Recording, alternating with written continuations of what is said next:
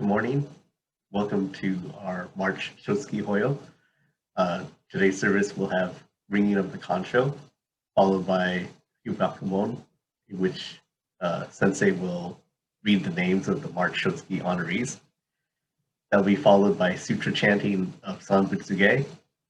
Then the Dharma School 7th and 8th grade class will present the Eightfold Path. And then we'll have a Dharma message from Rev Mukojima, and then closing remarks. Thank you for joining us today.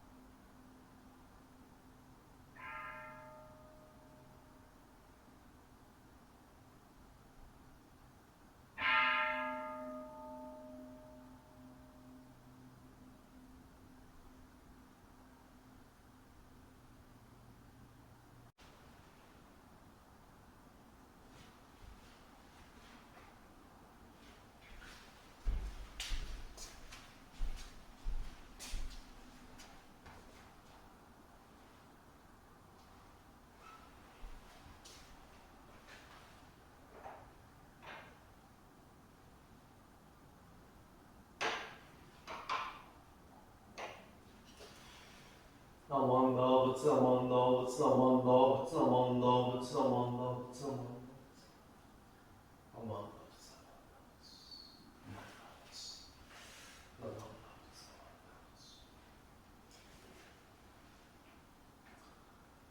Today, on this occasion of the Mountain View Buddhist Temple's March Shotsuki Memorial Service, we come before the image of Amida Buddha to express our sincere respect for and gratitude to the Shotsuki Honorees. As I read the Shotsuki names, please join me in silent meditation so that we may think deeply on their continuing influence on our lives. Theodore Abe, Robert Alima, Mine Chikasue, Alice Fuji, Satoru Fujikawa, Kazuo Furusho, Harriet Hamamoto, Yutaka Hamamoto, Sekitaro Hananouchi, Masao Hayashi, Itsuyo Hori, Ronald Hoshiko, Koryu Kariya, Ruth Kawaguchi, Miya Kawamoto, Hakobu Koyano, Shinobu Maruyama, Ellen Matsumoto, Shizuko Matsumoto, Tom Matsumoto, Mary Maeda, Akira Morishima, Cynthia Muranaka, Haruko Muranaka, Roy Nagatani, Linda Nakagawa, Haruyo Nakano, Harry Nakano, Kenichi Nakano, Rokuro Nakano, Hidemi Nakashima, Komao Nara, Robert Nishimura, Shizuko Nishimura, George Novich, Shigeru Okamoto, Fumio Kayama, Kuniko Sasaki, Reverend Sensho Sasaki, Frank Sato, Hanesuke Sato, Brett Sugimoto, Tora Tamaji, Patricia Togashi, Thomas Takegami, Shinwe Yamaji, Yoshikichi Yamaji,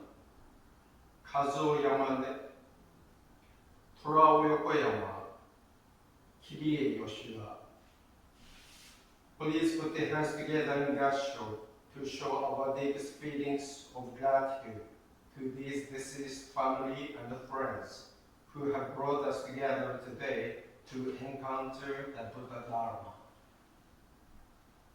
Namando, Butsu Namando, Butsu Namando, Butsu Namando, Butsu Namando, Butsu Namando, Butsu Namando, Butsu Namando, Butsu Namando.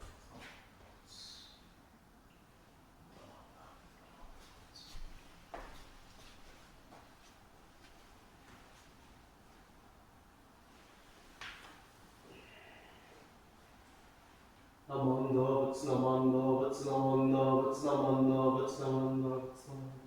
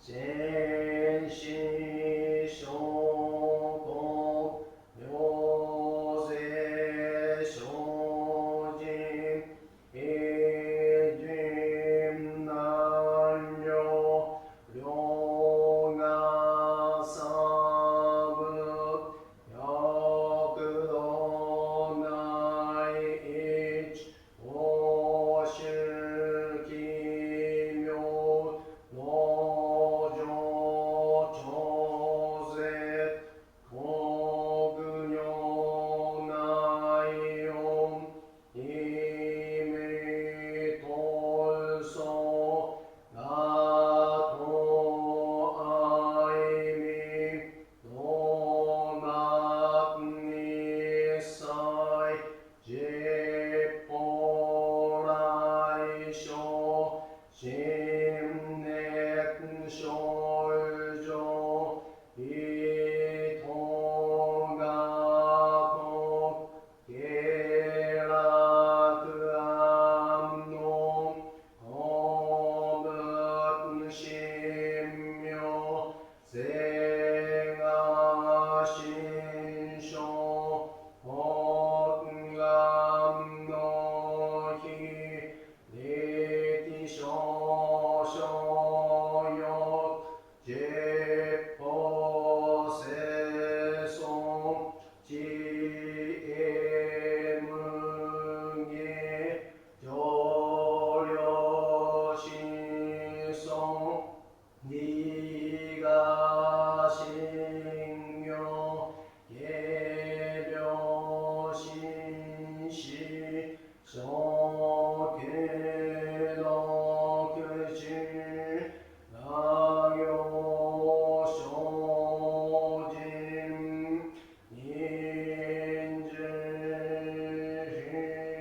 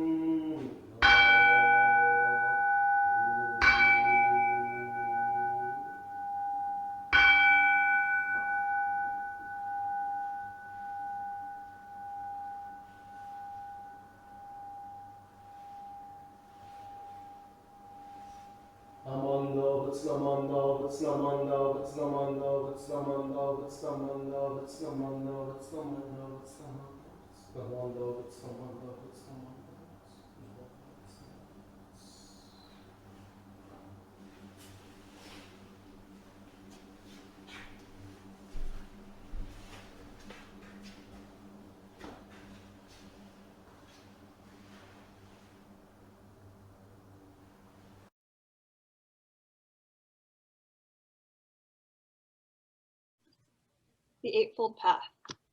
The Buddha Dharma is the realization within one's deepest consciousness of the oneness of all life. For the attainment of this purpose, the Buddha left for us to follow the Eightfold Path, which is the way of prime importance. Right view.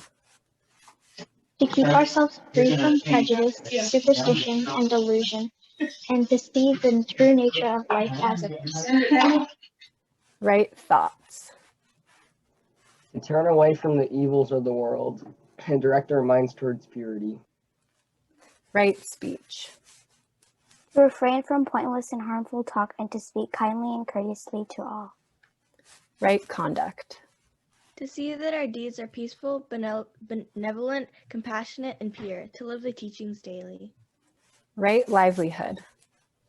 Earn our living in such a way as to entail no evil consequences. Right effort. To direct our efforts incessantly to the overcoming of ignorance and craving desire. Right mindfulness. To cherish good and pure thoughts, for all that we say and do arise from our thoughts. Right meditation. To concentrate our will on the Buddha, his life, and his teachings. May the presence of the Buddha, who said that he would abide in the Dharma, be our guide. May we with earnestness, gratitude, and unfaltering steps tread upon this noble Eightfold Path until we too shall attain enlightenment. Please join me in Gassho. Namo Irabutsu. Namo Midabutsu. Namo Irabutsu. Namo Midabutsu. Namo Irabutsu. Namo Midabutsu.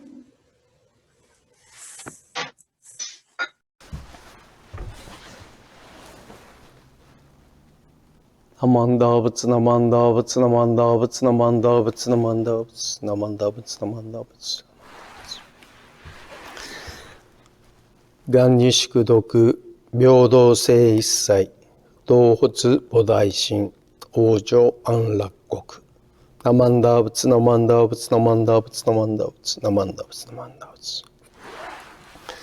Good morning, everyone. I trust all of you are staying healthy. Thank you for your participation in our online March Shotsuki Memorial Service today.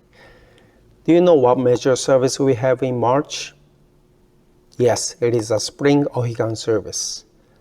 I'm very pleased that we'll have Ron Miyamura Sensei as our Ohigan guest speaker next Sunday. I hope many of you will join us for the watch party to enjoy his Dharma talks and the seminar.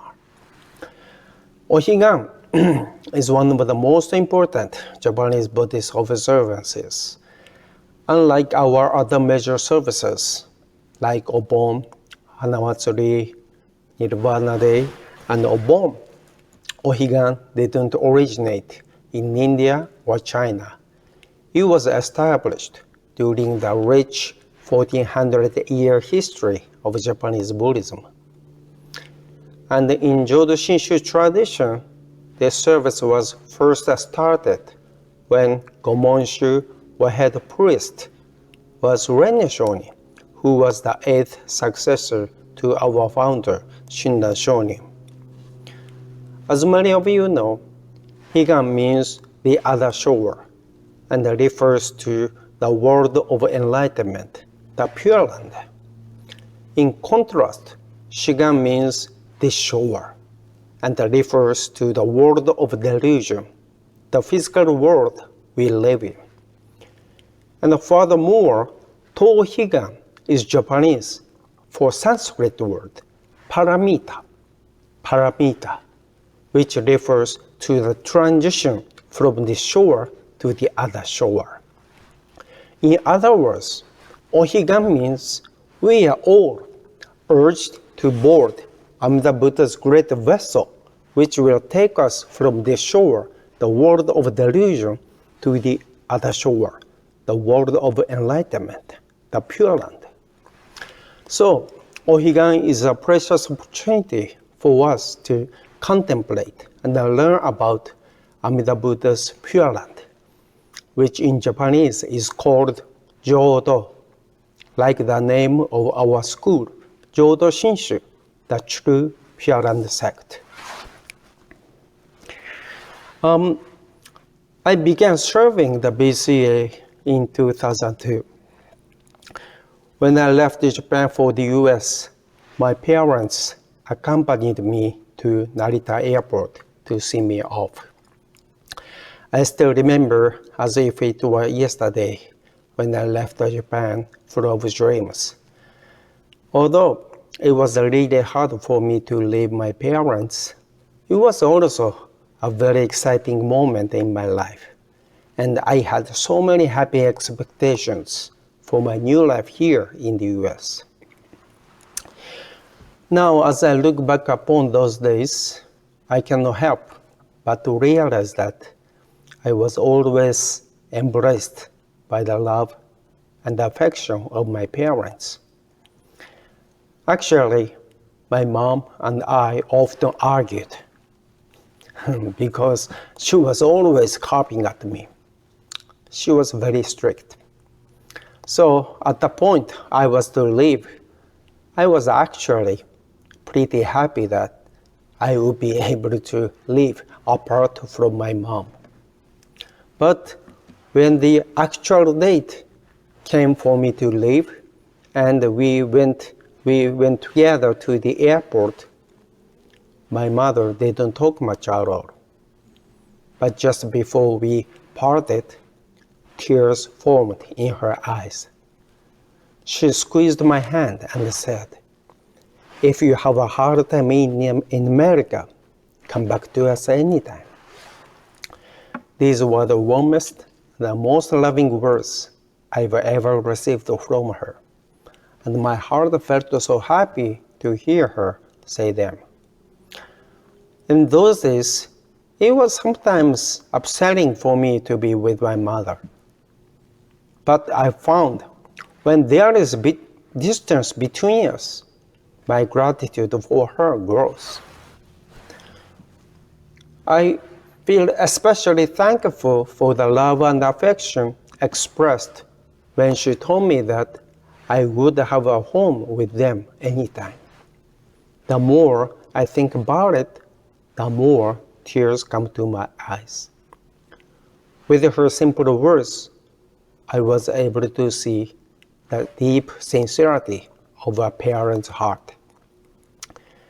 Even if I should turn my back to my parents, they will always worry about me. Also, because my mom knew that my assignment was Seabrook Buddhist Temple in New Jersey, she packed my suitcases for me, filling them with a down jacket and sweaters suitable for the East Coast winter, as well as many gifts for the temple members with whom I would associate. But because I was certain I could buy anything I needed after my arrival, each time she added something to my suitcases, I complained about the weight. But due to my mother's consideration, I didn't have any problems when I got to Seabrook. Although it was really cold there, I didn't have to go out to buy any winter clothing. Also, members really enjoyed the gifts from Japan and welcomed me warmly and openly. At that time, I fully understood that my mother's love was represented by the weight of those suitcases. I still remember how ashamed I felt about my complaining. Although my family and I were not able to go back to Japan last year due to the pandemic, it's been our custom to return there every summer to see our parents. Of course, before our annual visit, we always search out many nice gifts to make our parents smile. But when we arrive, they welcome us unconditionally saying, "You don't have to worry about anything. Whenever you return home, you should come with your hands empty." Every time we hear these words, we feel embraced in a world of their unconditional love. It is deeply gratifying to have a home where we are always welcome, just as we are.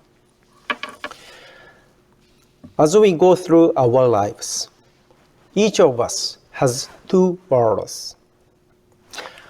One of them is the world we go out into, and the other is the world we come home to. For example, the world we go out into means we may leave home to go to school, work, the temple, and so on. For these worlds, we have to prepare something which meets their expectations or requirements. For example, when you go to school or work, if we have homework or an assignment, we must prepare and finish it beforehand. And although our temple welcomes anybody, we also assume that any visitors will dress appropriately. Without clothes, unfortunately, we will never be accepted there. In my case, for example, I have to prepare my Dharma talk for each Sunday service. If I appeared at the podium without having prepared a Dharma talk, I would surely be criticized by my members afterwards. If this happened too often, there will be no place for me at the temple. I understand that there are many variations of being abandoned and isolated. In other words, if we cannot meet the requirements of a group, we may not be successful in being accepted in that group's world. Therefore, we can truthfully say that the world we go out into is a harsh world. On the other hand, the world that we can return to without much preparation or concern is very much the world we come home to. This is a place of unconditional acceptance. It is where we are always welcome, even if we go empty-handed, and where we can return without worry, just as we are. In this sense, we can say that our home is the world we come back to. But when we turn our eyes to the world of impermanence, we realize that our home is not actually a real world we come home to. It is only temporary. Even if we believe that it is our true home, it is quite possible that it might be destroyed by fire or earthquake, leaving us homeless. And even if our home is harmonious, once we lose our beloved family members, our home will no longer be the world we come home to, with its profound sense of security. Then, for Nembutsu followers, what's the real world we come home to in this life? It is actually the Pure Land, established for all sentient beings by the primal vow of Amida Buddha. The Pure Land is where there is no greed, no anger, no attachment, and no suffering, but where there is only the enlightenment, full of wisdom and compassion. The Pure Land will accept and reunite us with all beings in harmony, just like we are lovingly received by our parents whenever we return home. Fortunately, we have been walking together along the path of the Nembutsu. Nembutsu is a path to the Pure Land. We are received just as we are, and able to attain Buddhahood unconditionally when our lives end. Yes, it is indeed the Pure Land, the real world our lives come home to, namely Higan or the other shore. In the opening meditation, I shared with you the Ekoku, which always comes at the end of most Sutra chantings. Gannin Shikudoku, Byōdō sei issai, Dōhotsu Bodaishin, Ōjō Anrakkoku. This is a very famous verse from Kangyo-sho, the commentary on the Meditation Sutra written by Shantao, one of the 7 Pure Land masters in Jodo Shinshu tradition. I know there are many Sangha members who can chant this verse without looking at the service book.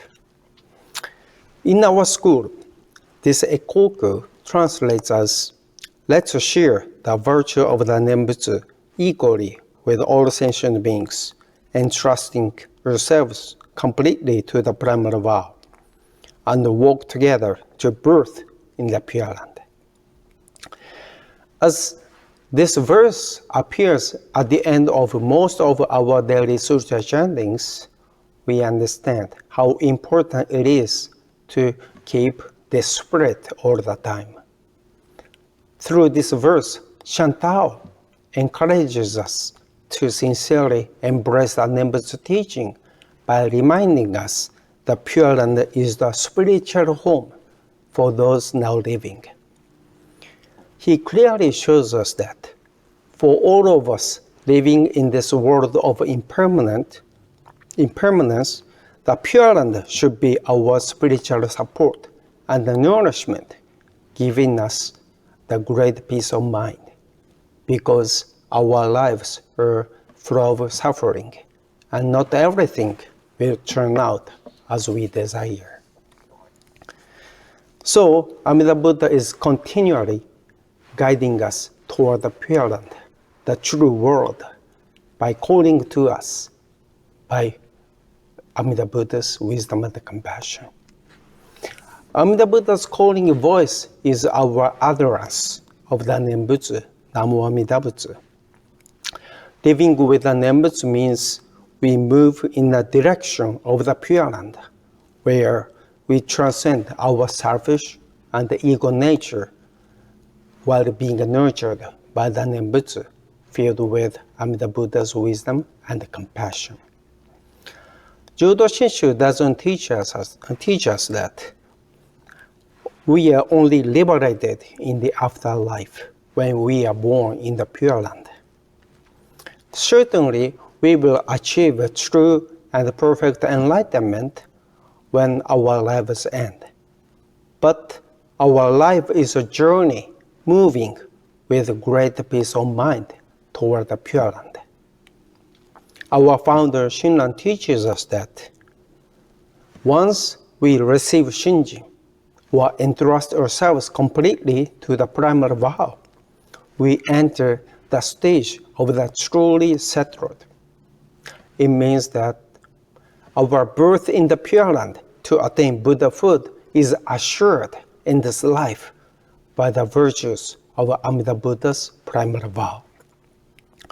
Because our journey of life also includes the world we come home to, called the Pure Land, even if we face adverse circumstances, we can continue to move forward with a spirit of challenge, guided by the Nembutsu teaching.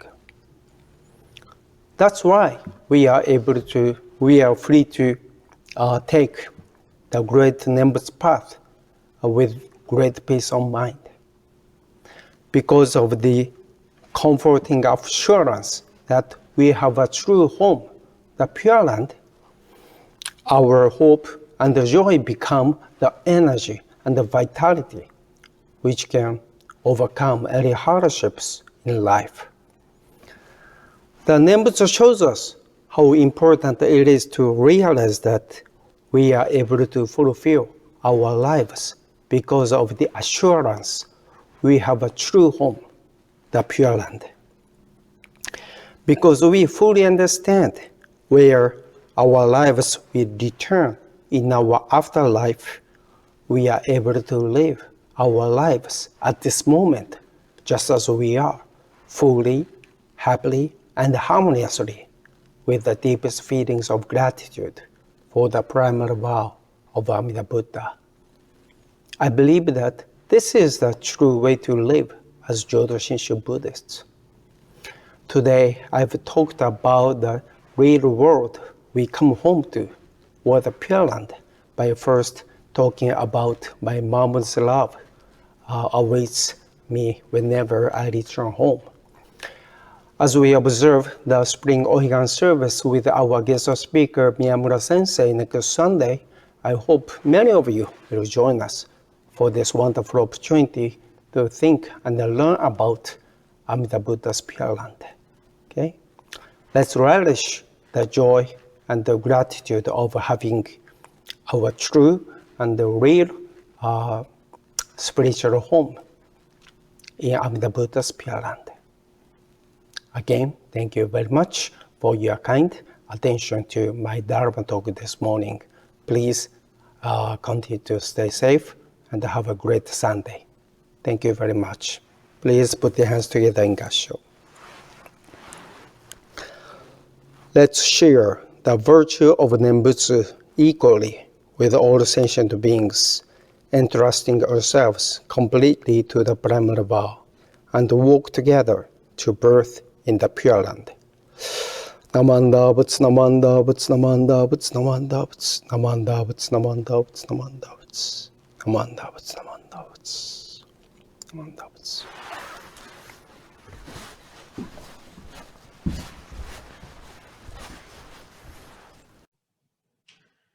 Thank you, Sensei, for your Dharma message today.